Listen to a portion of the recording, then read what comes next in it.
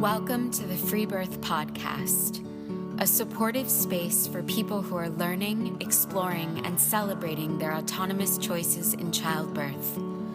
Together, we'll unpack truths, share personal stories, and claim our ability to birth freely and intuitively. Here's your host, Emily Saldea.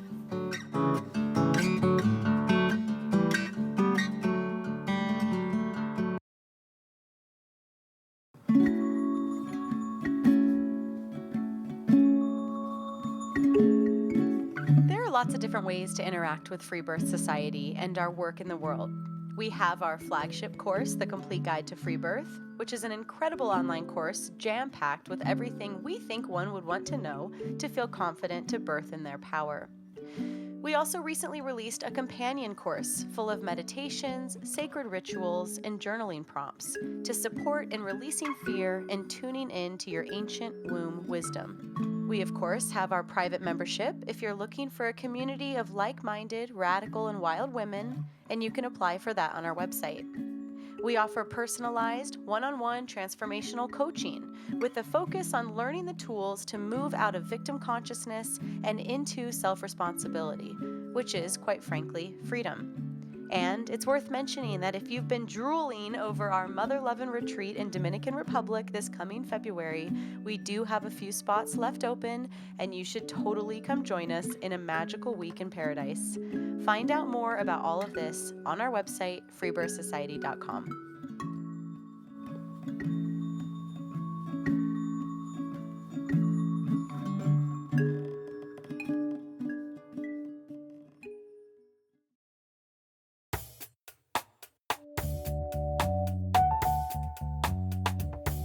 This week, we are joined by Gala from Montreal, Canada. While Gala did have a vaginal breech birth in a hospital with her firstborn, she was left devastated at how she was treated and hit with the realization that she had given up her power and authority in the process. Vowing never again, Gala goes on to have an incredible free birth at home with her second child.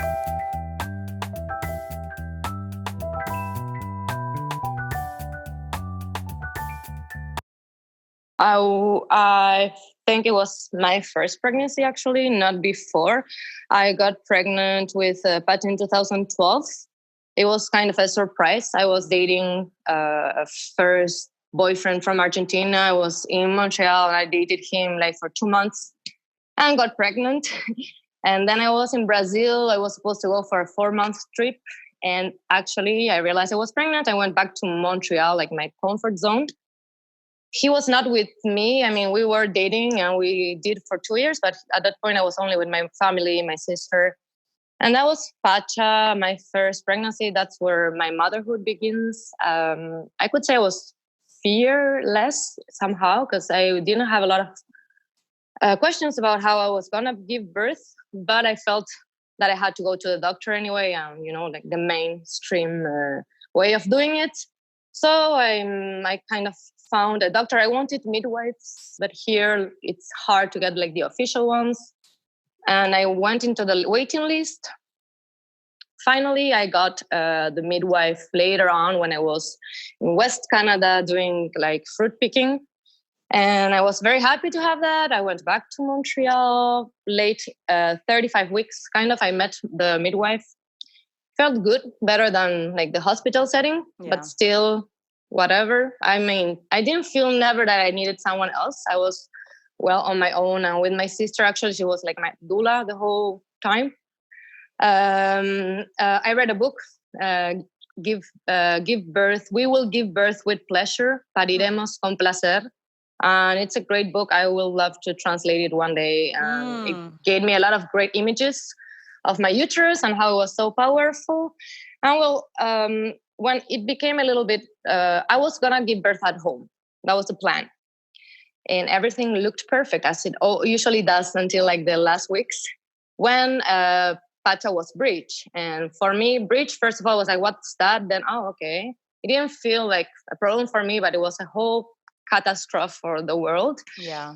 So they started talking a lot about C-sections, and I was very determined on not having one. but I was transferred to the doctors by the midwives, still under their care somehow. But anyway, and also I got a cholestasis, so it started getting itchy on my body, and I said it, and it was okay. Yeah, exactly, Yeah. cholestasis, Mm-hmm. and yeah, that was it. They wanted to induce me at week 38 because like it's dangerous for the baby, blah blah. But at the same time, it was a breech, so an induced breech. It was like, no, we will never do this. I mean, I was like, me neither. Yeah. But I don't know how exactly I went. I on labor on week 38, so it was pretty good timing. At the same time, I worked a lot on that, on what we say natural inducing. That not like for my second pregnancy, I didn't do that at all. But this one, I was like dancing, spinning babies, moxetin sticks, everything they tell you to switch like the position of the baby, and even did an external version. So nothing did the job, and I was on the day of the birth. I was home. I was playing with like the yoga ball that I usually play with. It was a pink ball. Oh, for those weeks, I did a lot of monitoring at the hospital. I cried a lot being monitored. I was threatened a lot by the C-section, and I also had this particular moment of when I met this doctor 3 days before giving birth for a general checkup. But what he did was a membrane swapping, and I didn't know. So no consent, nothing. And I actually knew it. I learned it was that later that night when I called my midwife, and she told me, "Oh, that's what they did. Well, I hope it will get things going." And I was like, "Whoa." So it did, but it was so brutal and painful. It was like the first painful moment of my pregnancy. I was bleeding. I was like, "Why am I bleeding?" Yeah. And then I think about it, I was like, why the heck I took off my pants, Right. But when they didn't tell me anything, I was there, and I was like, okay, now you have to do this. It's like, so well done for you to get so vulnerable and so right. Like, there's like no time to think.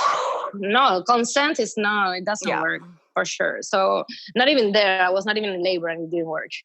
Okay, so I was on my place alone. My sister was napping when my pink ball, and there was a candle lit, and I kind of went on a nap. Then I went back dancing a lot, and I know that the ball rolled with a tissue on it that I used to sit on it, and it went like directly to the candle, and a fire went on.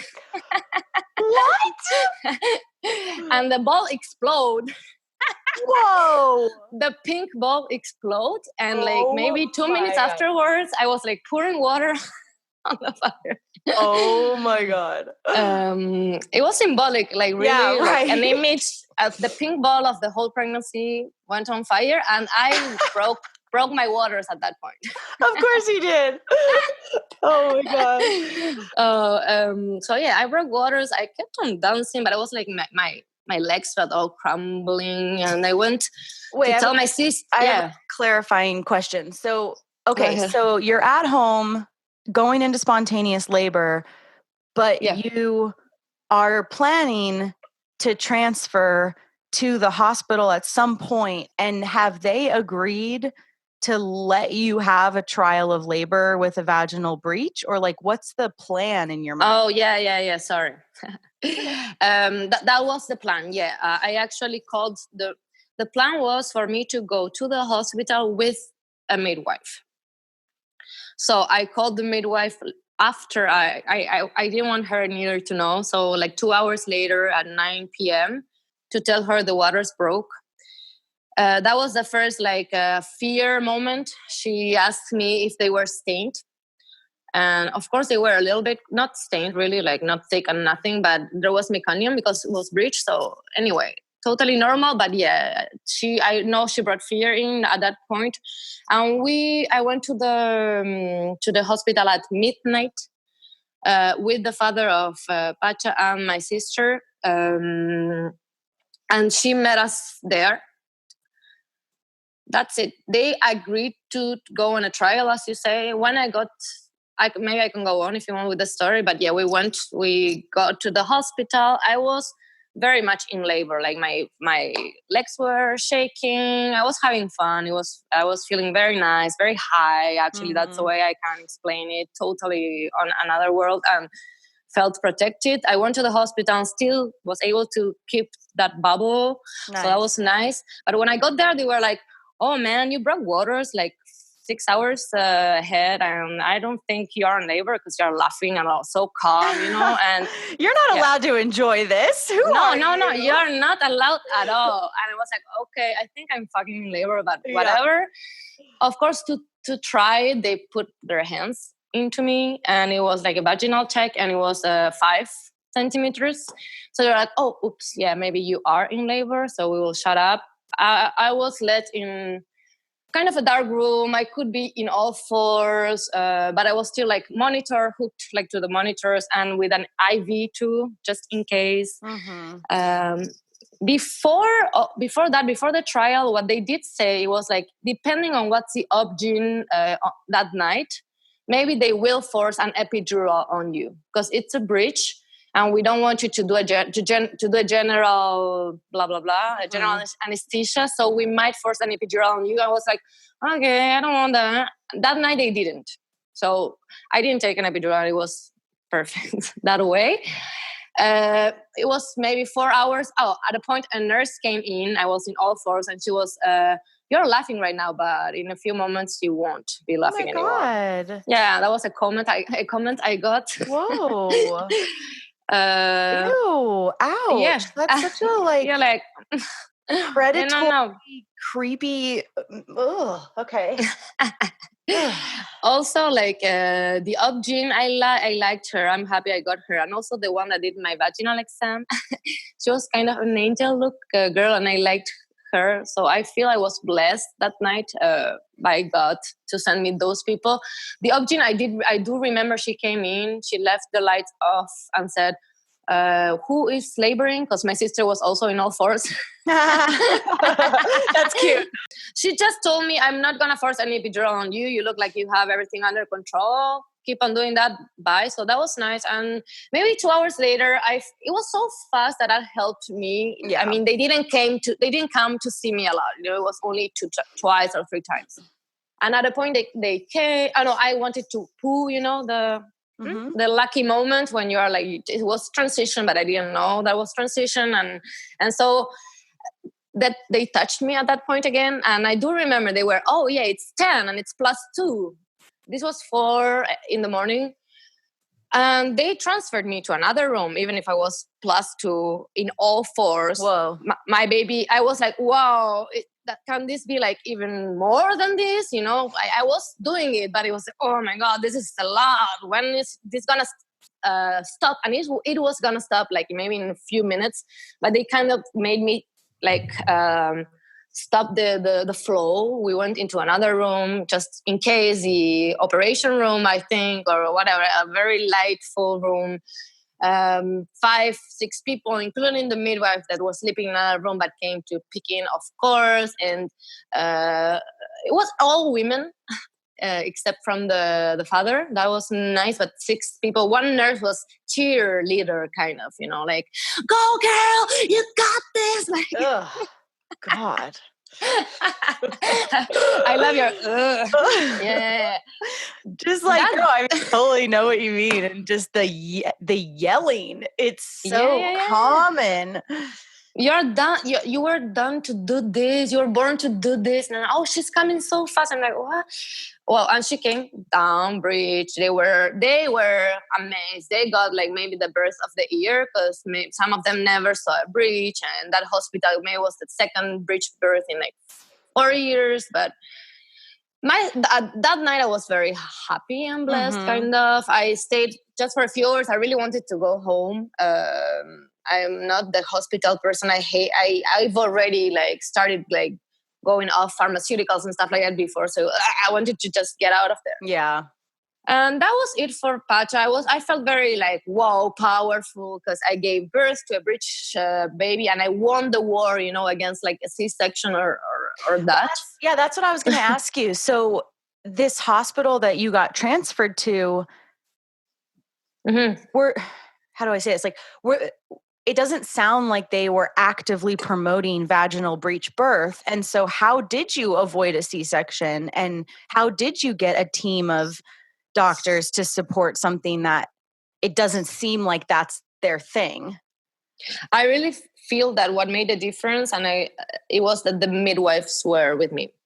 So they felt, even if the care was transferred, I stayed under their care, and the postpartum care was under them as well. So I was always their client, kind of. So I feel they needed to prove, kind of, okay, we will accept, but they didn't trust me at all. So I guess what I mean is it's normally an automatic C-section. Oh yeah. So how were you able? Like, I think was that it just not your own here. refusal? I think that here, at least, if you just say I don't want to, they would say, okay, we will try it, but they are not trusting you, and they are telling you, but that night we will put an epidural on you, and that night, I guess that most of the women in my case, that maybe even they try, because most of the women are very scared, and if they will only try to switch the baby's position, but if they don't get to do that, them themselves usually withdraw. They are like, no, okay, I'll take the C-section. I feel that fear is that part is very important, and I didn't get into that. I was like, okay, no, I think I'll try it anyway. Okay, yeah, maybe C-section. I was very silent. I'm very like, I wanted to be the fly on the wall so that they didn't see me at the hospital. Just go as fast as I can, kind of, to get the baby out. Wow. That's horrible in a sense. I mean, you did what you needed to do, It makes sense to me. So you have your baby, and what happens for you in the year that follows your initiation into motherhood? You have this, you were able to still get a vaginal birth kind of in the face of, an unlikely tale. But you were forced, you obviously had all these things happen to you that didn't feel good. You were forced to birth in the OR, by around a stranger. So how does that integrate for you, and what happens from there? From there on, the first month, maybe I felt very powerful. As I said, I was breastfeeding, but still physically, I was in pain compared to my second birth. I was very in pain. I was, I was kind of in a depression too, in a postpartum depression, and all of that. I didn't want to acknowledge it until a point, actually, maybe 1 year after it, I was rewriting my birth story. At the same time, I was meeting a collective of doulas, and I started volunteering as a doula for mothers here, very vulnerable, that they don't have access to any kind of insurance, immigrants usually. So I was meeting them, and at the same time, I started rewriting it, and I kind of listed all of the traumatic things that happened to me, and I was not surprised, but disgusted at all of the things I could name, started by the membranes swapping, but whatever else they did, how I felt, how they touched me, how I did all of that to me. It was realizing that at the beginning, my story was, they didn't let me do this, they wouldn't let me do that, they wouldn't let me birth at home, they wouldn't let me. And then it was like, well, I didn't let myself do that, and I transferred my authority to someone else. So I did that to myself, and it was hard to realize, but that was what led me to being very clear about it now, and still super proud of that moment, of course. And it was a very beautiful moment. The journey of self-responsibility and learning what it looks like to take 100% responsibility, which is often pretty painful after there's been trauma, to see where you co-created something. But like you said, that equals freedom, because when we're willing to do that, we can change the pattern. We cannot repeat it again, and that's freedom. Totally. Yeah. Yeah, that even not a lot of people know about this. I'm very, whatever. I don't know how to say it, but I keep to myself a lot in these senses.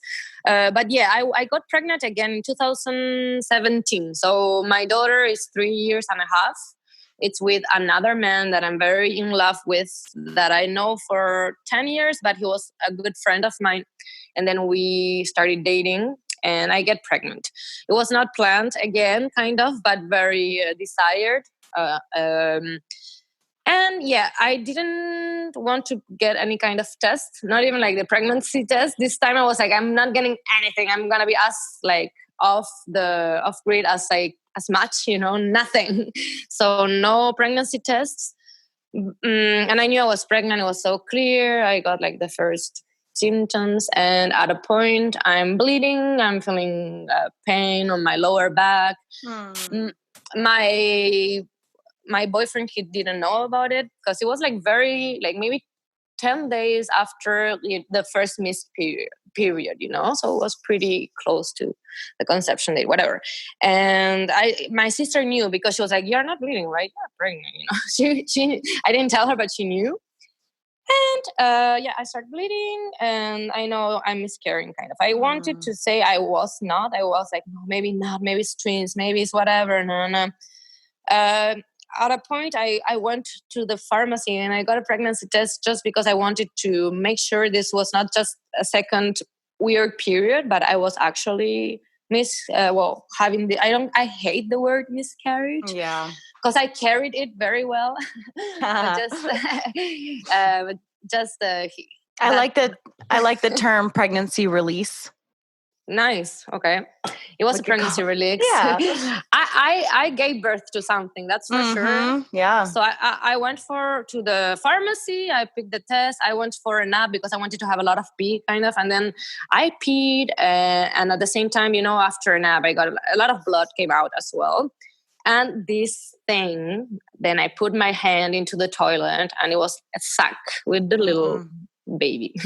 So it was very nice, actually. Like, I love this story. It was hard at that moment, but it didn't last for a long time, maybe 7 days, 10 days of transition. But it felt like the first free birth I had.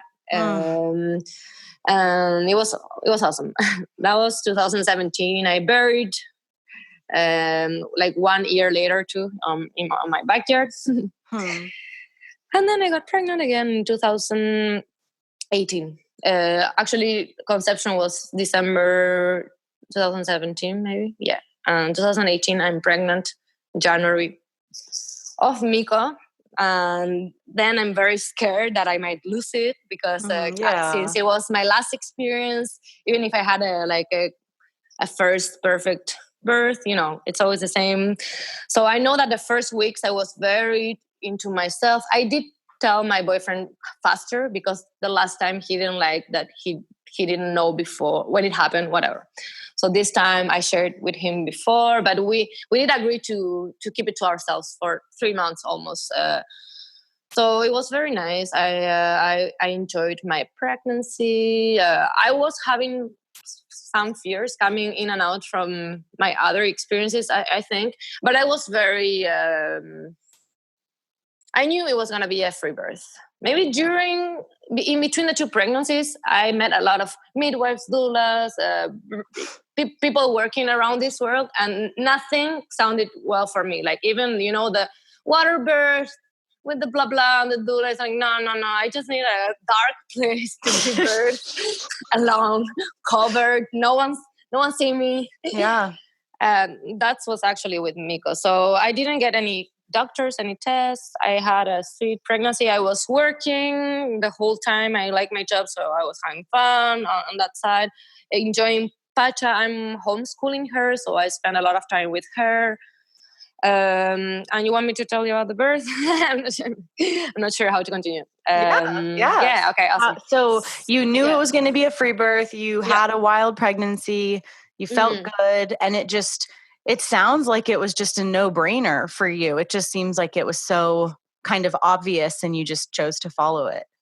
Yeah. I never had the question of, should I check myself? Should I get like an ultrasound or no. This time was like, I'm just going to keep out of what made me go through what I went through with my first baby. So I was like, I'm pregnant. This is what it is. It's just another function of my body, and it feels good, and I want to be concentrating in that. But I didn't tell anyone neither that I was having a free birth. Sure. Or people don't even think about it, so they will never get into that conclusion.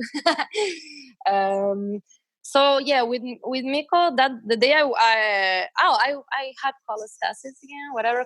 I don't know how you pronounce it properly. Again, so I felt itchy, but this time I did believe in myself. I researched, and I didn't.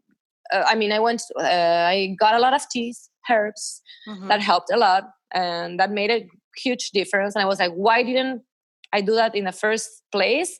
Just because, herbs are bad when you're pregnant and whatever. So this time I knew how to take care of that, manage that. So it was good. And then with Miko, I woke up full of energy on that day. I was very tired the days before, but that day I was very energetic. I had things to do with Pacha. Actually, Pacha was born on August the 26th, and he was born on August the 31st. So it's 5 days of difference. And at her 5-year-old birthday, I was very pregnant, but I was nesting so bad. I cleaned the bathroom. I was like, what? This is so disgusting. I'm going to give birth soon. And I need to clean. And until 3 a.m, and then, that day we went to do some stuff with Pacha, visit some people. I visited a mother that I doula for, kind of. I didn't went to her birth, but I was her doula at a point. And I saw her baby, 7 months. And it felt so good to be with the baby. I mean, just to feel that this was gonna be my reality in some moments. I didn't know, but it was gonna be very, very soon, like in 6 hours after that. Oh my gosh. Yeah. Wow. She was like, Gala, did you know that thing? I'm not sure. So I was having a good moment with that baby. And then we went for a book. We had some eggs at home. We took a nap. Oh, she gave me a huge box full of clothes that's so heavy. That was like my last effort, like getting it back home with the car and my girl. And when I got home, we took a nap. Afterwards, I was already having contractions, but I was having contractions the days before, in and out. My uterus was like tightening up more and more for a longer time. I love it. I love that feeling. So I was kind of dancing and moving my hips to that. And once again, I was dancing when I break waters this time. That day, my sweetheart came back. We ate dinner. I told him, look, this is a contraction. It's the first time I did this with him. I was like, look, touch my belly. And then I was dancing after dinner, and then I break water. Now Pacha was dancing with me. So that's the second part of my story. So with a baby, a grown 5-year-old baby dancing with me, I break waters. I tell her, look, Pacha, this is the waters. Baby's going to be here soon, probably. We put her to a movie, and the movie time was the time it took me to give birth. That's amazing. So that was, I pretended I was a water girl. I love water, but for birth, I'm such a ground person, I think, because I went to my bath and I was feeling the water. I put myself in all fours in the bath. I was like, no, I can't do this here. I felt cold and I don't know, I didn't like it. So all alone, I went back to my room, and then I didn't get out of my room afterwards. At a point, I texted my sister after I broke waters, and I was like, baby's coming soon. And she was like, how soon? But then she flew. Then she was like, okay, soon. So she was home maybe 20 minutes later or 30. I wanted to be so dark, so maybe I only had the salt lamp. No, not even 2 candles, tea light, whatever. I felt very cold that night. So I was the midwife kind of saying, people, please, can you put the heat up?